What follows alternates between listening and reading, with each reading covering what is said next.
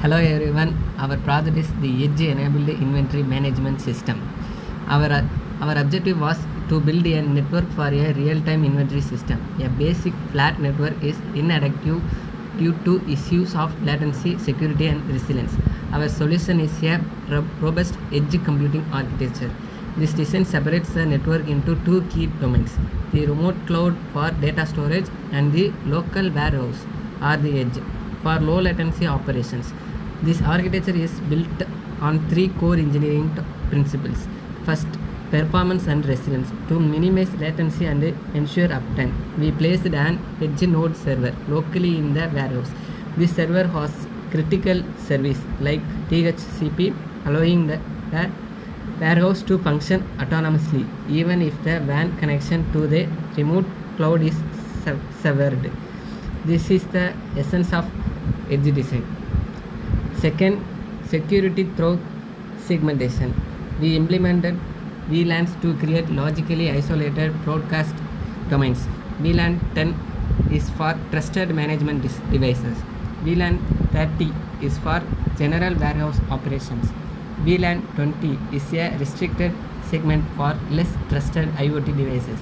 VLAN 40 is a secure zone for our local server. These segmentations is a foundational security measures that contains threats and allowing for granular policy control. Third, performance via a hierarchical core. Instead of a bottlenecking router on a stick design, we deployed a layer 3 multi-layer switch as the warehouse core. This device handles all inter-VLAN routing in hardware, providing wire speed communication between our local segments, which is critical for a real-time application. To summarize, our architecture directly addresses the initial problems by prioritizing on-site services, segmenting traffic into secure zone, and using high-performance layer 3 core. And Lokesh will now detail the physical implementation. Thank you. I will now cover the hardware selection and the logical schema that guided our physical build. Hardware selection. At the warehouse core is the core switch, a Cisco 3650 model chosen for its essential layer 3 routing and power over the internet capabilities. The gateways for both sides are Cisco 4321 routers that are selected for their modern ISR features. The end devices like the Docker scanner station are standard PCs and laptops chosen to replace the initial wireless only devices due to simulator limitations. Physical cabling. All LAN connections use standard copper straight through cables. The simultaneous WAN link between the two routers uses a copper crossover cable, adhering to the conceptual standard for connecting like devices. Logical blueprint. Our entire configuration is based on this IP and VLAN plan. The key decision was to correlate the VLAN ID with the third octet of the IP subnet. For example, VLAN 30 maps directly to the 10.20.30.0/24 network. This provides immediate operational clarity. The gateway for every local warehouse VLAN is the .1 address of its subnet. These gateways are not on the router, they are switched virtual interfaces, that is SVIs, that reside on the core switch, which is central to our high performance design. The link between the core switch and the warehouse gateway is a dedicated /30 transit network in VLAN 50, establishing a clean router boundary between the LAN and the WAN. With the physical and logical plans defined, now Raja will explain the core configuration of the network backbone. Thank you, Lokesh. I configure the network backbone, focusing on the core switch and side-to-side routing. The core switch configuration involved three critical stages. First, we created VLAN from our plan, enabled switch routing capability with IP routing command. Next, we created the switch virtual interfaces for each VLANs and For instance, interface VLAN 10 was created and assigned IP address 10.20.10.1. These such virtual interfaces are layer 3 gateways. Finally, we configured the physical ports. End device ports were switch port and access mode and assigned to the respective VLANs, which enforces layer 2 segmentation.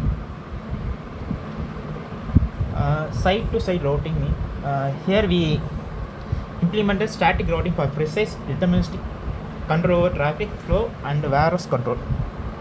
The warehouse gateway router was configured with two key routes, a default route and summary static route.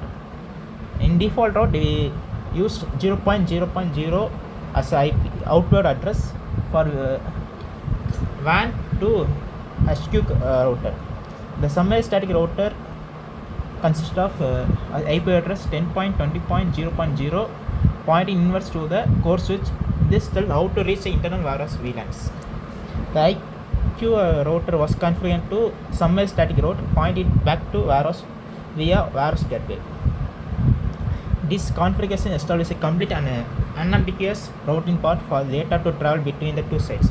Niranjan will explain final service configuration and verification. Thank you. My focus was on automating network services and performing the final system-wide verification. DHCP service configuration. To provide scalable IP address management, we configured the Edge node server as our DHCP server. We created two distinct address pools, one for the 10.20.30.0 operations network and another for the 10.20.20.0 IoT network. Each pool was configured to provide clients with the correct default gateway and DNS server information for their specific subnet. DHCP relay. The critical challenge was that our DHCP server is in VLAN 40 while client requests originate from VLANs 20 and 30. Since routers and layer 3 switches block DHCP broadcast by default, we implemented a DHCP relay. We used the IP helper address 10.20.40.10 command on the VLAN 20 and VLAN 30 SVI gateways. This command instructs the switch to intercept DHCP broadcast and forward them as unicast packets directly to our server, enabling centralized DHCP servers across a segmented network. After connecting the end devices, we first verified that they correctly received IP addresses from their designated DHCP pools, which confirmed our entire DHCP architecture was working. The final definitive test was a ping from docked scanner station in the warehouse to the cloud server in the remote headquarters. The success of this ping provided irrefutable end-to-end validation of the entire project. It confirmed correct VLAN port assignments, DHCP relay, inter-VLAN routing, and the static routing across the WAN.